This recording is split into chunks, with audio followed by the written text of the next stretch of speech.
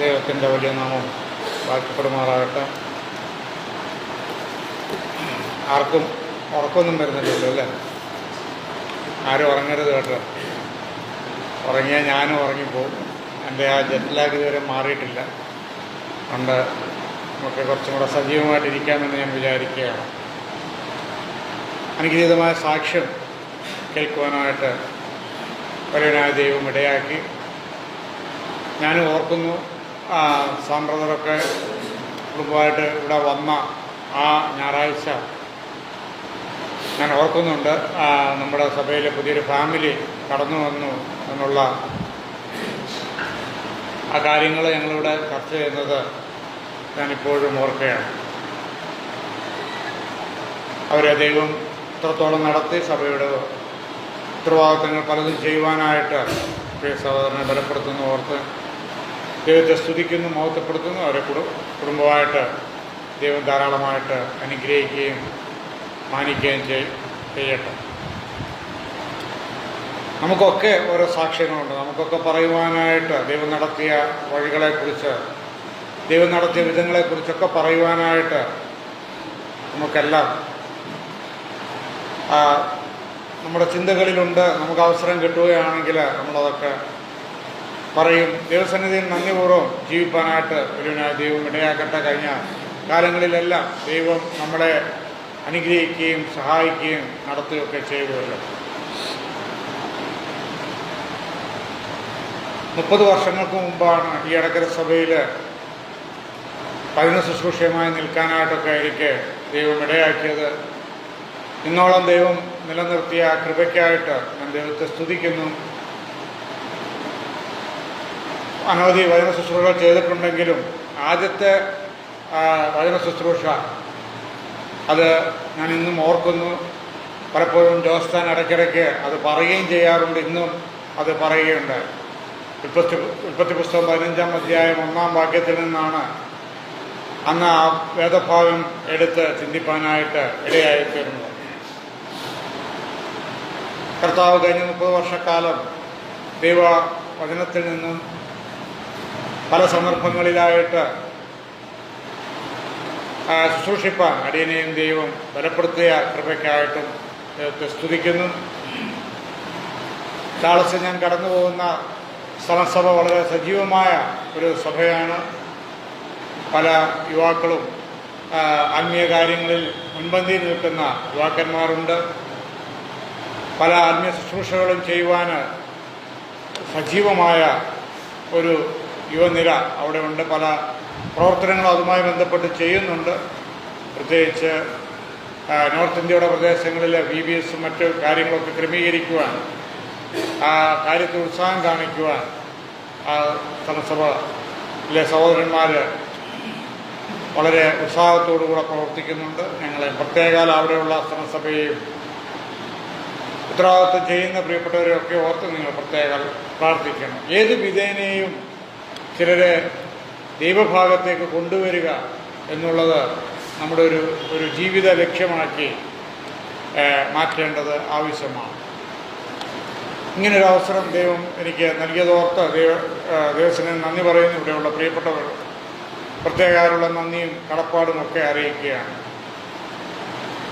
പ്രാരംഭമായിട്ടൊരു ചോദ്യത്തോടു കൂടെ തുടങ്ങുകയാണ്. കഴിഞ്ഞ പ്രാവശ്യം ഞാൻ കടന്നു വന്നപ്പോൾ നമ്മുടെ സഹോദരൻ ഷാജിയുടെ വീട്ടിൽ വെച്ചാണ് ഒരു പ്രാർത്ഥനാ മീറ്റിംഗ് നടത്തുകയുണ്ടായി. അന്ന് ഞാനാണ് അല്പസമയം ദൈവവചനത്തിൽ നിന്നും ചിന്തിച്ചത്. ആർക്കെങ്കിലും ഓർമ്മയുണ്ടോ എന്താ വിഷയം പറഞ്ഞെന്നുള്ളത്? ആ ഓർമ്മയില്ലെങ്കിൽ ആ വിഷയം തന്നെ എടുത്തൊക്കെ പറയാനായിട്ടായിരുന്നു.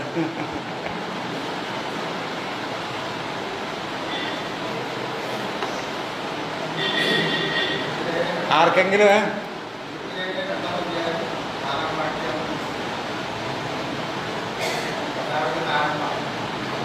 അതല്ല, ഇപ്പോഴും 2-ാം അധ്യായം.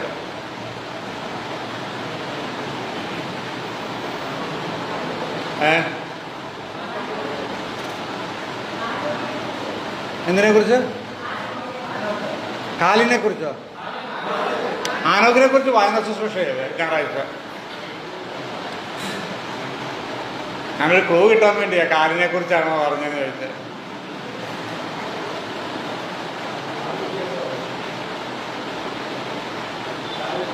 ആരെക്കുറിച്ച്?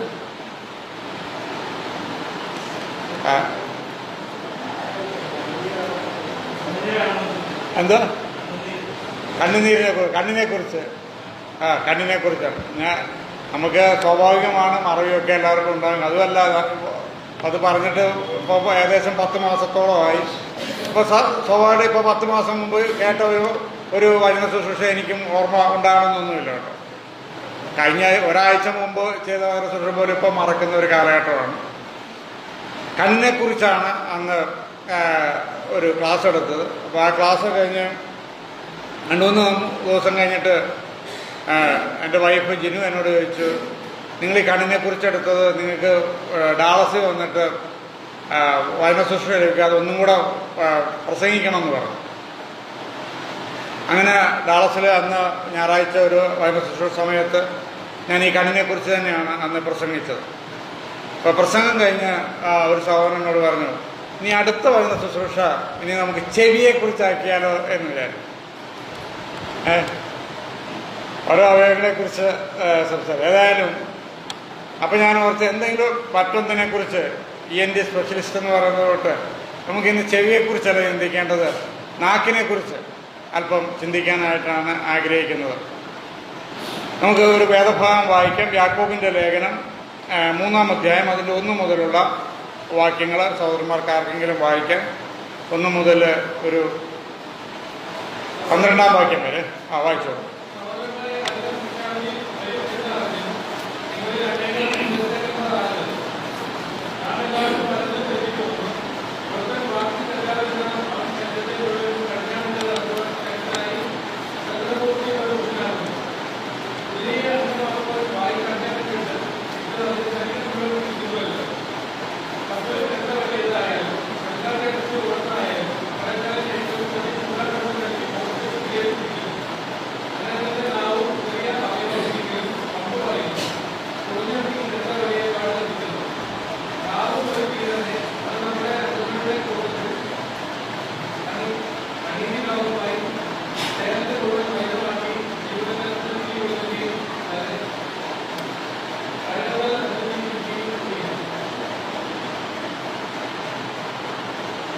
മതി.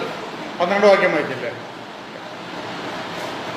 ഇവിടെ നാവിനെ കുറിച്ച് യാക്കോബ് രേഖപ്പെടുത്തിയിരിക്കുന്ന ഭാഗമാണ് നമ്മൾ ഈ 3-ാം അധ്യായത്തിൽ വായിക്കുക.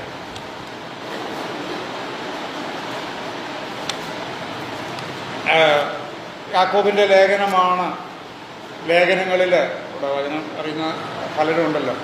യാക്കോബിൻ്റെ ലേഖനമാണ് ലേഖനങ്ങളിൽ ആദ്യം രേഖപ്പെടുത്തിയിട്ടുള്ളതെന്നാണ് പറയുന്നത്. ഞങ്ങൾ സൺഡേ സ്കൂള് പഠിക്കുമ്പോൾ കാലക്രമം അനുസരിച്ചാണ് പഠിക്കുന്നത്. അതുകൊണ്ട് അപ്പോസ്തല പ്രവൃത്തിയുടെ പുസ്തകം 9-ാം അധ്യായം പഠിച്ചു കഴിഞ്ഞിട്ട് 9-ാം അധ്യായം തോന്നുന്നുണ്ട് 9-ാം അധ്യായം വരെ പഠിച്ചു കഴിഞ്ഞതിന് ശേഷം യാക്കോബിൻ്റെ ലേഖനമാണ് പഠിക്കുന്നത്. എന്ന് പറഞ്ഞാൽ ആ കാലം എത്തിയപ്പോൾ യാക്കോബ് തൻ്റെ ലേഖനം എഴുതുവാനായിട്ട് തുടങ്ങി. അപ്പം യാക്കോബിൻ്റെ ലേഖനത്തിൽ വിശ്വാസത്തിൽ പ്രവൃത്തിയിലൂടെ നമ്മുടെ വിശ്വാസം പ്രകടിപ്പിക്കണം. അല്ലെങ്കിൽ യഥാർത്ഥത്തിൽ പ്രവൃത്തിയില്ലാത്ത വിശ്വാസം നിർജീവമാണ്. അതാണ് യാക്കോബിൻ്റെ ലേഖനത്തിലെ ഒരു സാരാംശം എന്ന് വേണമെങ്കിൽ പറയാം. അപ്പോൾ 3-ാം അധ്യായത്തിലേക്ക് കടന്നു വരുമ്പോൾ നമ്മൾ സംസാരിക്കുന്ന വാക്കുകൾ എങ്ങനെയായിരിക്കണം? പലപ്പോഴും നമ്മുടെ സഭകളിൽ അല്ലെങ്കിൽ നമ്മുടെ ബന്ധങ്ങളിൽ ഒക്കെ പ്രയാസങ്ങൾ ഉണ്ടാകാൻ കാരണമായി തീരുന്നത് ഈ വാക്കുകളാണ്. വാക്കുകളെ എങ്ങനെ നമുക്ക് കൺട്രോൾ ചെയ്യാനായിട്ട് സാധിക്കണം? പലപ്പോഴും നമ്മുടെ വാക്കുകൾ വളരെ മാന്യമായ വാക്കുകൾ ഉപയോഗിക്കാനായിട്ടുള്ള ഒരു പരിശീലനം നമ്മുടെ ജീവിതത്തിൽ നമ്മൾ തന്നെ ചെയ്യുന്നുണ്ടോ എന്ന് ചിന്തിക്കേണ്ടത് ആവശ്യമാണ്. നമ്മുടെ നാവ് പലപ്പോഴും 2 വിധത്തിൽ ഉപയോഗിക്കാം. നാവ് അനുഗ്രഹമായും ഉപയോഗിക്കാം, അതുപോലെ നാവ് ശാപമായിട്ടും ഉപയോഗിക്കാം. ഇവിടെ പറയുന്ന കാര്യങ്ങൾ വളരെ ശ്രദ്ധയോടുകൂടെ നമുക്ക് നമ്മുടെ നാവിനെക്കുറിച്ച് എന്തൊക്കെയാണ് ഇവിടെ 3-ാം അധ്യായത്തിൽ പറഞ്ഞിരിക്കുന്നത് എന്ന് നമുക്ക് ഒന്ന് നോക്കാം. ഈ ഭാഗങ്ങളിൽ നമ്മൾ ശ്രദ്ധിച്ചു വായിച്ചാൽ നാവിനെക്കുറിച്ച് 5 കാര്യങ്ങൾ പറയുന്നുണ്ട്. നാവ് എന്താണ് എന്നുള്ളതിനെക്കുറിച്ച്. അതിൽ ഒന്നാമതായി പറയുന്നത് നാവ് ഒരു കടിഞ്ഞാണാണ് എന്ന് പറയുന്നുണ്ട്, അല്ലേ? അതിൻ്റെ 3-ാം അധ്യായത്തിൻ്റെ താഴേക്ക് വായിക്കുമ്പോൾ 3-ാം വാക്യത്തിലൊക്കെ വായിക്കുമ്പോൾ, അല്ലേ, ഒരു കടിഞ്ഞാൺ, കുതിരയുടെ ഒരു കടിഞ്ഞാണാണ് നാവ്. പിന്നീട് താഴോട്ട് വായിക്കുമ്പോൾ യാക്കോബ് പറയുന്നത് അത് കപ്പലിലെ നിയന്ത്രിക്കുന്ന ഒരു ചുക്കാനാണ്, കപ്പലിനെ നിയന്ത്രിക്കുന്ന ഒരു ചുക്കാനാണ് നാവ് എന്ന് പറയുന്നുണ്ട്. പിന്നീട് നമ്മൾ വീണ്ടും താഴോട്ട് വായിക്കുമ്പോൾ നാവ് തീയാണ് എന്നവിടെ രേഖപ്പെടുത്തുന്നുണ്ട്. പിന്നീട് നമ്മൾ വീണ്ടും താഴോട്ട് വായിക്കുമ്പോൾ നാവ് ഒരു വന്യജീവിയാണ് എന്ന് നമ്മൾ വായിക്കുന്നു, 7-ാം വാക്യത്തിലൊക്കെ വായിക്കുന്നു. വന്യജീവിക്ക് സമമാണ് നാവ്. പിന്നീട് താഴോട്ട് വരുമ്പോൾ 8-ാം വാക്യത്തിൽ വരുമ്പോൾ നാവ് വിഷമാണ് എന്ന് പറയുന്നുണ്ട്. ഇപ്പം ഈ ഭാഗങ്ങളിൽ നാവ് എന്തൊക്കെയാണ് എന്നുള്ളതിൻ്റെ ഒരു ഉത്തരം അവിടെ നമ്മൾ കാണാനായിട്ട് കഴിയും. ഒന്നാമത് നാവ് കടിഞ്ഞാനാണ്, രണ്ടാമത് കപ്പലിൻ്റെ ചുക്കാനാണ്, മൂന്നാമത് നാവ് തീയാണ്, നാലാമത് നാവ് ഒരു വന്യജീവിയാണ്, അഞ്ചാമത് നാവ് വിഷമാണ്. ഇനിയും 3-ാം അധ്യായത്തിൻ്റെ 3-ാം വാക്യത്തിൽ അവിടെ വിശദീകരിക്കുന്ന ഭാഗം നമുക്കൊന്ന് നോക്കാം. കുതിരയെ അധീനമാക്കുവാൻ വായിൽ കടിഞ്ഞാണിട്ട് അതിൻ്റെ ശരീരം മുഴുവനും തിരിക്കുന്നുവല്ലോ. ഇപ്പം ഒരു കുതിരയെ നിയന്ത്രിക്കുന്നത് എന്താണ്? കുതിരയെ നിയന്ത്രിക്കുന്നത് ഒരു ചരടാണ്. അത് കുതിര എന്ന് പറയുന്നത് നമുക്കറിയാം വളരെ ശക്തിയുള്ള ഒരു മൃഗമാണ്. നമ്മുടെ പലതും കുതിരശക്തിയിലാണ് രേഖപ്പെടുത്തിയിരിക്കുന്നത്, ഹോഴ്സ് പവർ, അല്ലേ? എത്ര പവറാണ് ഒരു മോട്ടറിൻ്റെ ശക്തി, ഇത്ര കുതിരശക്തിയാണ്. അതുപോലെ യുദ്ധത്തിന് രാജാക്കന്മാർ പണ്ട് കാലങ്ങളിൽ പോകുമ്പോൾ കുതിര പട ഉണ്ട്, കുതിരയെ കൊണ്ടാണ് യുദ്ധത്തിന് പോകുന്നത്. കുതിരയ്ക്ക് നല്ല ശക്തിയാണ്. കുതിരയുടെ പവർ എന്ന് പറയുന്നത് അത് വളരെ വലുതാണ്, മനുഷ്യൻ്റെ ശക്തിയേക്കാളൊക്കെ 10 മടങ്ങ് വലുതാണ് കുതിരയുടെ ശക്തി. പക്ഷേ ആ ശക്തമായ മൃഗത്തെ നിയന്ത്രിക്കാൻ ഒരു ചെറിയ ചരട് കൊണ്ട് അതിന് സാധിക്കുന്നു, ആ ഒരു കടിഞ്ഞാണ് കൊണ്ട് അതിന് സാധിക്കുന്നു. ആ കടിഞ്ഞാണ് അത് പ്രത്യേക രീതിയിൽ അത് വായിലൂടെ ഇട്ട് കഴിഞ്ഞാൽ ആ കുതിരയെ നിയന്ത്രിക്കാനായിട്ട് സാധിക്കും. എന്തുകൊണ്ടാണ് യാക്കോബ് അങ്ങനെ അതിനെ കടിഞ്ഞാണാണ് എന്ന് പറയാനായിട്ടുള്ള കാരണം എന്താണ്? നാവെന്ന് പറയുന്ന ഒരു ചെറിയ അവയവമാണ്. നാവ് ഒരു ചെറിയൊരു അവയവമാണ്. പക്ഷേ അത് ശരീരത്തെ മുഴുവനും എന്തു ചെയ്യുന്നു? നിയന്ത്രിക്കാനായിട്ട് സാധിക്കും നാവിന്. നമ്മുടെ ശരീരത്തെ നിയന്ത്രിക്കുവാൻ ഈ നാവിന് സാധിക്കുന്നു. അതുകൊണ്ടാണ് യാക്കോബ് തന്നെ പറയുന്ന മറ്റൊരു ലേഖനത്തിൽ നിങ്ങൾക്ക് പറയാൻ താമസം ഉണ്ടായിരിക്കണം. ആ നിയന്ത്രണം പറയുകയാണ്. നമ്മുടെ ജീവിതത്തിൽ നമ്മൾ എത്രമാത്രം നമ്മളെ തന്നെ നിയന്ത്രിക്കുന്നു, ഒരു സെൽഫ് കൺട്രോൾ എത്രമാത്രം ഉണ്ട് എന്നുള്ളത്. ഒരുപക്ഷെ നമ്മുടെയൊക്കെ ഒരു സാഹചര്യത്തിൽ ഞാനൊക്കെ ഇവിടെ പണ്ട് ഇവിടെ താമസിക്കുമ്പോൾ നമ്മുടെയൊക്കെ ഒരു സാഹചര്യം എന്ന് പറയുന്നത് നമ്മുടെ ഒരു ഗ്രാമപ്രദേശം ജനിച്ച് വളർന്ന് നമ്മൾക്കതായ ഒരു കൾച്ചറുണ്ട്. ഇന്ന് ഞാൻ പെട്ടെന്ന് അമേരിക്കയിലോട്ട് പോകുമ്പോൾ അവിടെ ഒരു ജോലിയൊക്കെ ആയിട്ട് അവിടെ ചെല്ലുമ്പം അവിടുത്തെ ഈ സംസാരം എന്ന് പറയുന്നത് കുറച്ചും കൂടെ അവർ ഒരു പൊളൈറ്റായിട്ട് കുറേ കൂടെ മാന്യമായ നിലയിൽ, ഇപ്പം അതുകൊണ്ടാണല്ലോ ഇവിടെ പലരും ഇപ്പം സാഹിബിന് എന്ത് കൊടുത്താലും താങ്ക് യു ഒക്കെ പറയും. അവിടെ ഉള്ളിലുണ്ടോ ഇല്ലയോ എന്നുള്ളത് മറ്റൊരു കാര്യം. പക്ഷേ അവരുടെ ആ സംസാര രീതി പലപ്പോഴും വളരെ മാന്യമായിരിക്കും. ഒരു പ്രത്യേക ആവശ്യമില്ലാത്ത കാര്യങ്ങളിൽ അവരിടപെടുകയില്ല. അവരുദ്ദേശിച്ച കാര്യം മാത്രം സംസാരിക്കുന്ന ഒരു രീതി അവിടെ ഉണ്ട്. അപ്പം നമ്മുടെ നാവ് പലപ്പോഴും ദോഷം ചെയ്യുവാൻ, മറ്റുള്ളവരുടെ വേദനിപ്പിക്കുവാൻ, മറ്റുള്ളവരുടെ ഹൃദയങ്ങളെ മുറിവുണക്കുവാനൊക്കെ ഇടയായിത്തീരും. പക്ഷേ നാവ് നമ്മുടെ ശരീരത്തെ മുഴുവനും കൺട്രോൾ ചെയ്യുവാനായിട്ട് ഉള്ള ഒരു അവയവമാണ്. അതുകൊണ്ടാണ് അതിനെ യാക്കോബ് കുതിരയുടെ കടിഞ്ഞാണിനോട് തുല്യമാക്കിയിരിക്കുന്നു. മറ്റൊന്ന്, രണ്ടാമത് നമ്മൾ വായിച്ചത് എന്താണ്? കപ്പലിൻ്റെ ചുക്കാനെക്കുറിച്ചും, അല്ലേ? കപ്പലിൻ്റെ ചുക്കാനിനോട് ഉപമിച്ചിട്ടുണ്ട്. കപ്പലിൻ്റെ ചുക്കാൻ എന്ന് പറയുന്നത് കപ്പലിനെ നിയന്ത്രിക്കുന്ന ഒന്നാണ്. ഏകദേശം ഒരു കപ്പലിൻ്റെ വെയിറ്റ് എന്നൊക്കെ പറയുന്നത് ഒരു 80,000 ടൺ വെയിറ്റ് ഈ കപ്പലിന് ഉണ്ട്, അല്ലെങ്കിൽ അതിൽ കൂടുതലും കുറവൊക്കെ ഉള്ള കപ്പലുകളുണ്ട്. പക്ഷേ ഒരു ചുക്കാനും കൊണ്ട്, ആ ചുക്കാൻ എന്ന് പറയുമ്പോൾ അതിനൊരു 140 ടൺ, അതിനേക്കാൾ വളരെ വളരെ ഭാരം കുറഞ്ഞ ഒരു ചുക്കാനും കൊണ്ടാണ് ആ കപ്പലിനെ മുഴുവനും അത് കൺട്രോൾ ചെയ്യുന്നത്. അപ്പം അതിനോട് ഉപമിച്ചിരിക്കുകയാണ് യാക്കോബ്. എന്താണ്? കപ്പലിലെ ചുക്കാൻ. അതാണ് നമ്മുടെ നാവ് എന്ന് പറയുന്നത്. അപ്പം നമ്മൾ നമ്മുടെ ശരീരത്തെ നിയന്ത്രിക്കുന്നത് നമ്മുടെ നാവ്, നമ്മൾ പറയുന്ന വാക്കുകൾ ആയിരിക്കണമെന്നുള്ളത് ഇവിടെ രേഖപ്പെടുത്തുകയാണ്. കപ്പലിൻ്റെ ചുക്ക. മൂന്നാമതായിട്ട് നാവ് പിന്നീട് പറയുന്നത് തീയാണ്. മൂന്നാമതായിട്ട് പറയുന്നത് തീയാണ്. തീയുടെ പ്രത്യേകത എന്താണ്? തീയുടെ പ്രത്യേകത, തീ നശിപ്പിച്ച് കളയുന്ന ഒന്നാണ്, അല്ലേ? ഈ അടുത്ത സമയത്ത് കാലിഫോർണിയയിൽ വലിയ തീ പിടിച്ചത് നമ്മൾ ന്യൂസിലൊക്കെ കാണിച്ചതാണ്. അതിനെ നിയന്ത്രിക്കാനായിട്ട് കഴിയുകയില്ല. അതൊന്ന് വലിയ തീയായി കഴിഞ്ഞാൽ നിയന്ത്രിക്കാനായി കഴിയുകയില്ല. എന്നാൽ ആ തീ ചെറുതാണെങ്കിൽ, തീ തുടക്കത്തിലാണെങ്കിൽ എന്ത് ചെയ്യാൻ പറ്റും? നിയന്ത്രിക്കാനായിട്ട് സാധിക്കും. ഇവിടെ ഒരു ചെറിയ തീ എത്തുകയാണ്. പെട്ടെന്ന് നമ്മൾ വന്ന് വെള്ളം ഒഴിച്ചു അത് കെടുത്തിക്കഴിഞ്ഞാൽ അത് എന്തു ചെയ്യും? അത് കെട്ടുപോകും. എന്നാൽ വലിയതായിട്ട് വന്നാൽ കഴിഞ്ഞാലോ അതിനെ കൺട്രോൾ എടുത്തുവാനായിട്ട് സാധിക്കുകയില്ല. നമ്മുടെ നാക്ക് തീയോട് ഉപമിച്ചിരിക്കുകയാണ് യാക്കോബ്. പലതിനെയും നശിപ്പിക്കുവാൻ നാക്കിന് സാധിക്കും. പലരെയും നശിപ്പിക്കുവാൻ എന്ത് ചെയ്യും? നാക്കിന് സാധിക്കും. ഇപ്പം നമ്മുടെ വാക്കുകൾ, ഇപ്പോൾ സോഷ്യൽ മീഡിയയിലൂടെയൊക്കെ അനേകരെ നമുക്കറിയാം.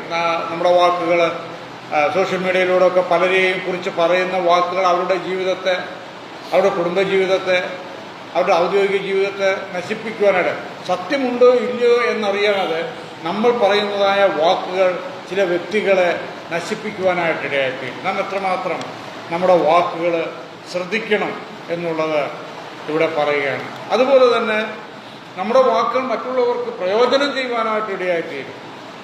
നമുക്കറിയാം, ഈ അടുത്ത സമയങ്ങളൊക്കെ മോട്ടിവേഷൻ ക്ലാസ്സുകൾ അതിനുവേണ്ടിയുള്ളതായ താല്പര്യപ്പെടുന്ന ഒരു തലമുറയാണ് ഇവിടെ. എന്ന് പറഞ്ഞാൽ നമ്മൾ നിരാശരായിട്ട്, അല്ലെങ്കിൽ നമുക്ക് ഒരു ഉത്സാഹമില്ലാതിരിക്കുമ്പോൾ ഒരു മോട്ടിവേഷൻ ക്ലാസ് കേട്ട് കഴിയുമ്പോൾ നാം ഉത്സാഹമുള്ളവരായി മാറുന്നു. നമുക്ക് ചിലതൊക്കെ ചെയ്യണമെന്നുള്ള ആഗ്രഹമുണ്ടായി ഒന്ന്. ഇന്ന് പലപ്പോഴും ഈ വ്യവസായികളുടെ മീറ്റിങ്ങുകളിലും അതുപോലെയുള്ള കാര്യങ്ങളിലൊക്കെ എന്തു ചെയ്യുന്നു? ഇങ്ങനെയുള്ള മോട്ടിവേഷൻ ക്ലാസ് എടുക്കുന്ന ആളുകളെ അവർക്ക് ഇപ്പോൾ കടബാധ്യതയായിട്ട് ബുദ്ധിമുട്ടുന്നവർക്ക് പണം കൊടുത്ത് ആ കടം തീർക്കുകയല്ല. പക്ഷെ അവരുടെ വാക്കുകൾ അവരുടെ ജീവിതത്തെ രൂപാന്തരപ്പെടുത്തുവാനായിട്ട്, മാറ്റുവാനായിട്ട്, നിരാശരായിരിക്കുന്നവർക്ക് ഉത്സാഹം കൊടുക്കുവാനായിട്ടൊക്കെ കഴിയുന്നുണ്ട്. എന്തുകൊണ്ടാണ്? ആ വാക്കുകളാണ്. അപ്പം ചില വാക്കുകൾ, നമ്മുടെ വാക്കുകൾ മറ്റുള്ളവരെ പ്രോത്സാഹിപ്പിക്കുവാനായിട്ട് ഇടയായിത്തീരണം. മറ്റുള്ളവരെ വളർത്തുന്നവരുടെ സഭയെ സംബന്ധിച്ചിടത്തോളം നമ്മുടെ വാക്കുകൾ എന്തായിരിക്കണം? മറ്റുള്ളവരെ പ്രോത്സാഹിപ്പിക്കുന്ന, നമ്മുടെ കുഞ്ഞുങ്ങളോട് പറയുന്ന വാക്കുകൾ അവരുടെ ആത്മീയ ജീവിതത്തെ പരിപോഷിപ്പിക്കുന്നവയായിരിക്കണം. ഞങ്ങളൊക്കെ ഇവിടെ പ്രസംഗിക്കുന്നുണ്ടെങ്കിൽ ഒരു കാലത്ത് ഇവിടെ ഉണ്ടായിരുന്ന എൽഡേഴ്സ് ഞങ്ങളെ പ്രോത്സാഹിപ്പിക്കുമായിരുന്നു, ഞങ്ങൾക്ക് അവസരങ്ങൾ നൽകുമായിരുന്നു. അതുകൊണ്ട് എന്ത് ചെയ്തു? ഇന്ന് പലരും എടക്കര സഭയിൽ നിന്ന് തന്നെ പലരും പല സ്ഥലങ്ങളിൽ പോയി അവരായിരിക്കുന്ന സനസഭകളിൽ പ്രവർത്തിക്കാനായിട്ട്, അവർ മറ്റുള്ളവരെ പ്രോത്സാഹിപ്പിക്കുന്നവരായി തീരുവാൻ, വചന ശുശ്രൂഷ ചെയ്യുന്നവരായി തീരുവാനൊക്കെ ഇടയായിത്തീരുന്നത് ആ മാതൃസഭയിൽ നിന്നും കിട്ടിയതായ ആ പ്രോത്സാഹനമാണ്. അപ്പം നമ്മുടെ വാക്കുകൾ നമ്മുടെ കുഞ്ഞുങ്ങളെ പ്രോത്സാഹിപ്പിക്കുന്നവയായിരിക്കണം. ഇനി നമുക്ക് മൂന്നാമത് നമ്മൾ പറഞ്ഞു വാക്ക് എന്താണ്? തീയാണ്. നാലാമത് എന്താ പറയുന്നത്? വാക്ക് വന്യജീവിക്ക് തുല്യമാണ്. അത് നമ്മളതിൻ്റെ തീ, കുറഞ്ഞ തീ എത്ര വലിയ കാട് കത്തിക്കുന്നു. നാവും ഒരു തീ തന്നെ എന്നാണ് യാക്കോബ് ഇവിടെ പറയുന്നത്.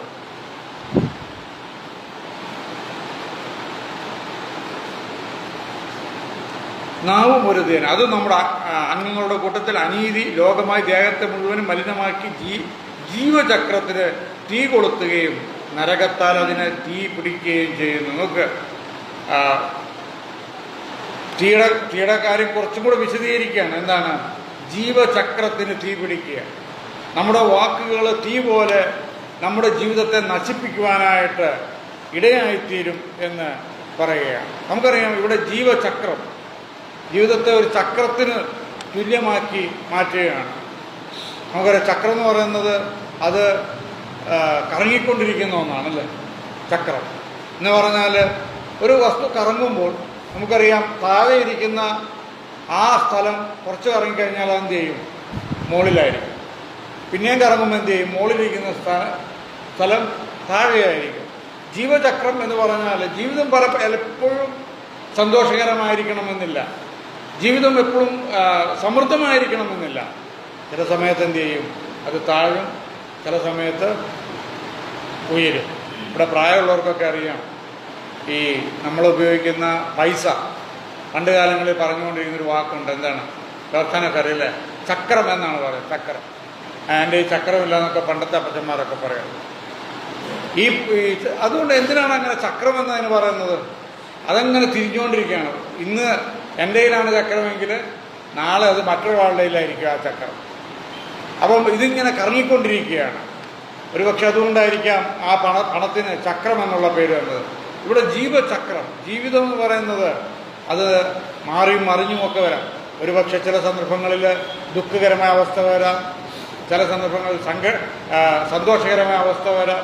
അപ്പം ഏത് സാഹചര്യത്തിലും നമുക്ക് ദൈവത്തെ സ്തുതിപ്പാനായിട്ട് കഴിയണം. ദുഃഖകരമായ സാഹചര്യം വരുമ്പോൾ ദൈവത്തെ പള്ളു പറയുവാൻ, ദൈവത്തെ കുറ്റപ്പെടുത്തുവാൻ, അല്ലെങ്കിൽ സഭയെ കുറ്റപ്പെടുത്തുവാൻ, അല്ലെങ്കിൽ സഹോദരന്മാരെ കുറ്റപ്പെടുത്തുവാനൊന്നും നമ്മുടെ നാവ് ഉപയോഗിക്കാതിരിക്കണം. സന്തോഷം വരുമ്പോൾ അല്ലെങ്കിൽ സമൃദ്ധി വരുമ്പോൾ അത് നമ്മുടെ അഹങ്കാരത്തിൻ്റെ വാക്കുകളായിട്ട് രൂപാന്തരപ്പെടാതിരിക്കുവാനായിട്ട് നാം ശ്രമിക്കണം. അപ്പം അത് നമ്മുടെ നാവിനെ നമ്മൾ ആ നിലയിൽ കടിഞ്ഞാണിടേണ്ടത് ആവശ്യമാണ്. ഇനി അടുത്ത ഭാഗത്തേക്ക് നമുക്ക് വരാം. ഇനി 7-ാം വാക്യത്തിലേക്ക് വരുമ്പോൾ നാവിനെക്കുറിച്ച് പറഞ്ഞിരിക്കുന്ന മറ്റൊരു ഭാഗം വന്യജീവികളെക്കുറിച്ചാണ്. മൃഗം, പക്ഷി, ഏകാതി, ജലജന്തു, ഈ വക എല്ലാ മനുഷ്യജാതിയോട് മെരിഞ്ഞിരിക്കുന്നു. നാവിനെയോ മനുഷ്യർക്കാർക്കും മെരുക്കാവതല്ല. വന്യജീവികളെയൊക്കെ നമുക്ക് മെരുക്കാനായിട്ട് കഴിയും. പിന്നെന്ത് ചെയ്യാം? നാവിനെ നമുക്ക് മെരുക്കാനായിട്ട് പ്രയാസമാണ്. മറ്റുള്ളവർ വാക്കുകൾ നമ്മുടെ ഹൃദയത്തെ വേദനിപ്പിക്കുന്നുണ്ടെങ്കിൽ പലപ്പോഴും അവരെ കൺട്രോൾ ചെയ്യാൻ പറ്റാത്തതായ സാഹചര്യം വരും. നമ്മൾ ഒരു വാക്കുണ്ട്, കൈവിട്ട വാക്കും അല്ലേ, കൈവിട്ട കല്ലും പിന്നെ തിരിച്ചെടുക്കാനായിട്ട് കഴിയുകയില്ല. അപ്പോൾ കൈവിട്ട വാക്ക് നാം എത്രമാത്രം ശ്രദ്ധിക്കണം. ഒരു വന്യമൃഗത്തിൻ്റെ അടുക്കൽ ചെന്നാൽ നമുക്ക് ഒന്നും കൺട്രോൾ ചെയ്യാനായിട്ട് പറ്റുകയില്ല. അപ്പം നാവിൻ്റെ ഒരു സ്വഭാവം എന്ന് പറയുന്നത് അതുതന്നെയാണ്. പക്ഷെ നമ്മൾ എന്ത് ചെയ്യണം? നാം അതിനെയും കൺട്രോൾ ചെയ്യണം. അതിനെയും നമ്മുടെ നാവിനെ, നമ്മുടെ വാക്കുകളെ കൺട്രോൾ ചെയ്യേണ്ടത് ആവശ്യമാണ് എന്നിവിടെ പറയുകയാണ്.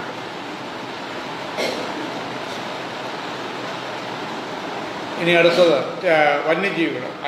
വേറൊരു ഭാഗത്ത് താഴോട്ട് വരുമ്പോൾ നാവെന്താണ്? വിഷം നിറഞ്ഞതാണെന്ന് പറയും. നാവ് വിഷം നിറഞ്ഞതാണ്. നമ്മുടെ നാവ് ഒരുപക്ഷെ ശാപമായി മാറുന്നത്, നമ്മുടെ നാവ് മറ്റുള്ളവർക്ക് വേദന ഉളവാക്കുന്നുണ്ടെങ്കിൽ, നമ്മുടെ നാവ് മറ്റുള്ളവരുടെ ജീവിതത്തെ നശിപ്പിക്കുന്നുണ്ടെങ്കിൽ അത് യഥാർത്ഥത്തിൽ നമ്മുടെ നാവ് ഒരു വിഷമാണ്. യാക്കോബ് കാര്യങ്ങൾ പറയുകയാണ്. യാക്കോബ് ഇത് വിശ്വാസികൾക്ക് എഴുതുകയാണ്. വിശ്വാസം യഥാർത്ഥ രക്ഷിക്കപ്പെട്ട ദൈവമക്കൾക്ക് എഴുതുകയാണ്. നിങ്ങളുടെ നാവ് നിങ്ങൾ കൺട്രോൾ ചെയ്യേണ്ടത് ആവശ്യമാണ്. നിങ്ങൾ പിന്നെ പറയാണ്, ഇത് എന്താണ്?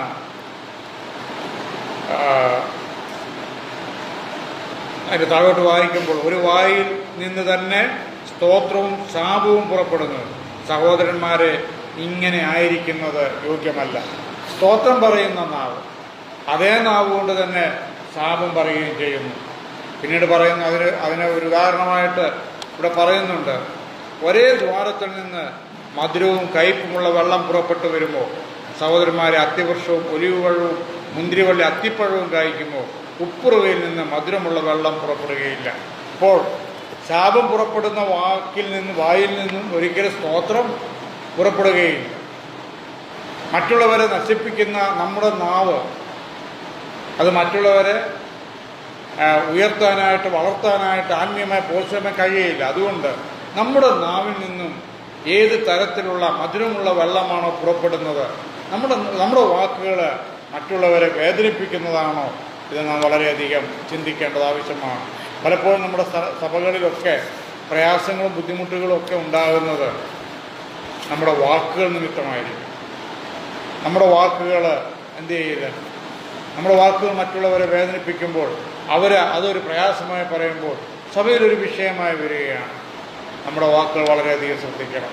ഞാനൊരു സമയം കഴിഞ്ഞ് എൻ്റെ വാക്കുകൾ ഇവിടെ നിർത്തുമ്പോൾ ഒരു വാക്യം, ഒരു ഭാഗം കൂടെ നിങ്ങളെ വായിച്ച് കേൾപ്പിച്ച് ഈ ഭാഗം നിർത്തും. നമുക്ക് ഫിലമോൻ്റെ ലേഖനത്തിലേക്ക് കടന്നു വരുമ്പോൾ എന്നെ വളരെയധികം ആകർഷിച്ച ഒരു വാചകം ഫിലമോൻ്റെ ലേഖനത്തിൽ പറയുന്നുണ്ട്. ഫിലമോൻ്റെ ലേഖനം 7-ാമത്തെ വാക്യത്തിൽ അന്ന്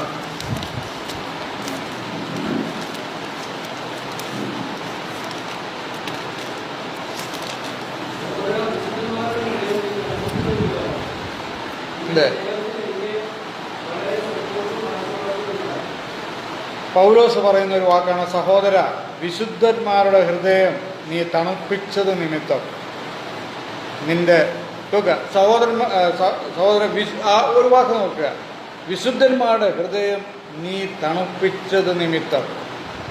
ഫിലമോനെ കുറിച്ച് പൗലോസ് പറയുന്ന ഫിലമോന് വലിയൊരു പ്രസംഗകനായിരിക്കുകയില്ല, അല്ലെങ്കിൽ ഫിലമോന് ബൈബിൾ ക്ലാസ് എടുക്കുന്ന കഴിവുള്ളവനായിരിക്കുകയില്ല. പക്ഷെ ഫിലമോൻ്റെ ഒരു കൃപ എന്ന് പറയുന്നത് എന്താണ്? മറ്റുള്ളവരുടെ വിശുദ്ധന്മാരുടെ ഹൃദയം നീ തണുപ്പിച്ചത് നിമിത്തം എന്ന് പറയുകയാണ്. നീ വിശുദ്ധന്മാരുടെ ഹൃദയം തണുപ്പിക്കുക. നമുക്കറിയാം, ഇപ്പോൾ നല്ല ചൂടാണ്, നല്ല ഉഷ്ണമാണ്. നമുക്ക് ഇന്നലെ നല്ല മഴ പല ഭാഗങ്ങളിലും കിട്ടി. എല്ലാവർക്കും വളരെ സന്തോഷം തോന്നിയല്ലേ? ഒരു നല്ല മഴ കിട്ടുമ്പോൾ ഒരു കുളിർമ. നമ്മുടെ ജീവിതത്തിലെ പ്രയാസങ്ങളും പ്രശ്നങ്ങളൊക്കെ വരുമ്പോൾ നമ്മുടെ ഹൃദയം ഇങ്ങനെ ചൂടായിരിക്കുന്ന സമയം, അപ്പോൾ ഒരു സഹോദരൻ വന്ന് അവൻ്റെ വാക്കുകൾ ആശ്വാസം നൽകുന്നതാണെങ്കിൽ അതെത്രയോ നല്ലതാണ്, അതെത്ര മനോഹരമാണ്. നമുക്കെത്ര പേർക്ക് വിശുദ്ധന്മാരുടെ ഹൃദയം തണുപ്പിക്കുവാനായിട്ട് സാധിക്കുന്നുണ്ട്. നമ്മുടെ സഭയിൽ രോഗികളായിരിക്കുന്ന പ്രിയപ്പെട്ടവരുണ്ട്, പ്രയാധിക്കുന്ന മുഖാന്തരം ബുദ്ധിമുട്ടുന്ന ആളുകളുണ്ട്, അതുപോലെ മറ്റ് പ്രയാസങ്ങളൂടെ കടന്നു പോകുന്നവരുണ്ട്. അവരൊന്ന് ചേർത്ത് പിടിക്കുവാൻ, സഹോദരൻ ഞങ്ങൾ കൂടെയുണ്ട് എന്ന് പറയുവാൻ, അല്ലെങ്കിൽ പ്രയാസത്തിൻ്റെ മധ്യത്തിലും ഹൃദയം തുറന്നൊന്ന് സംസാരിക്കുവാൻ നമുക്കൊന്ന് നമുക്കത് സാധിക്കണം. നമ്മുടെ വാക്കുകളെ നാം നിയന്ത്രിക്കണം. മറ്റുള്ളവർ ചെയ്യുന്നതായ ചെറിയൊരു കാര്യം ചെയ്താലും അവരോട് ആ കാര്യത്തിൽ നന്ദിയുള്ളവരായിരിക്കുവാനൊക്കെ വലുവനായ ദൈവം നമ്മളെ ഇടയാക്കട്ടെ. തുടർന്നുള്ള നമ്മുടെ ക്രിസ്തീയ ജീവിതത്തിൽ നമ്മുടെ വാക്കുകൾ കൺട്രോൾ ചെയ്യുവാനായിട്ട്, നമ്മുടെ വാക്കുകൾ മറ്റുള്ളവരെ ആശ്വസിപ്പിക്കുവാനായിട്ട്, മറ്റുള്ളവരെ പ്രോത്സാഹിപ്പിക്കുവാനായിട്ട് ദൈവം നമ്മളെ ഇടയാക്കട്ടെ. വാക്ക് വളരെ ശക്തിയുള്ളതാണല്ലേ. വാക്ക് ഇരുവായ്ത്തലയുള്ള വാളിനേക്കാൾ മൂർച്ചയുള്ളതാണ് ദൈവവചനം, വചനം എന്ന് നമ്മൾ വായിക്കുന്നുണ്ട്. നമ്മുടെ വാക്കുകൾക്ക് മൂർച്ചയുണ്ട്, അത് വാളിനേക്കാൾ മൂർച്ചയുണ്ട്, അത് ഹൃദയങ്ങൾ മുറിപ്പെടുത്തുന്നതാണ്. എന്നാൽ അതുപോലെ തന്നെ നമ്മുടെ വാക്കുകൾ ഔഷധമാണ്. നമ്മുടെ വാക്കുകൾ മറ്റുള്ളവരെ പ്രോത്സാഹിപ്പിക്കുന്നവയാണ്. പല ഭാഷകൾ നമുക്കറിയാം. ഇംഗ്ലീഷ് ഭാഷ അറിയാം, ഹിന്ദി അറിയാം, അല്ലെങ്കിൽ മലയാളം അറിയാം, അങ്ങനെ പല പക്ഷേ നമ്മൾ അറിഞ്ഞിരിക്കേണ്ടത് ചില ഭാഷകളുണ്ട്. സ്നേഹത്തിൻ്റെ ഭാഷ, വിനയത്തിൻ്റെ ഭാഷ, ആശ്വാസത്തിൻ്റെ ഭാഷ, അതും നാം പഠിക്കേണ്ടത് ആവശ്യമാണ്. അത് മറ്റുള്ളവരോട് കമ്മ്യൂണിക്കേറ്റ് ചെയ്യുവാനായിട്ട് ദൈവം നമ്മളെ ഇടയാക്കട്ടെ. കടന്നു വന്ന എല്ലാ പ്രിയപ്പെട്ടവരെ ഓർത്ത് ദൈവത്തെ സ്തുതിക്കുന്നു. ശ്രദ്ധിച്ച എല്ലാ പ്രിയപ്പെട്ടവർക്കും എൻ്റെ ഹൃദയം നിറഞ്ഞ നന്ദിയും സ്നേഹവും അറിയിക്കുകയാണ്. ദൈവനാമം മോശപ്പെടുത്തുന്നത്.